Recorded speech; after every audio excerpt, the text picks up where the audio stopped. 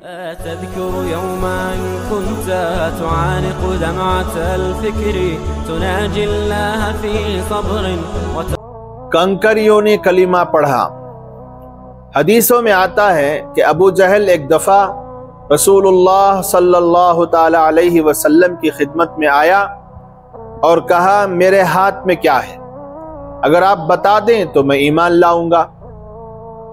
رسول اللہ صلی اللہ تعالی علیہ وسلم نے فرمایا کہ یہ بھی ہو سکتا ہے کہ میں بتاؤں کہ تیرے ہاتھ میں کیا ہے، اور یہ بھی ممکن ہے کہ تیرے ہاتھ کی چیز خود بتائے کہ میں کون ہوں۔ اس کے بعد فرمایا کہ اپنے ہاتھ کو اپنے کان کے قریب لے جاؤ، اپنے ہاتھ کو اپنے کان کے قریب لے جاؤ۔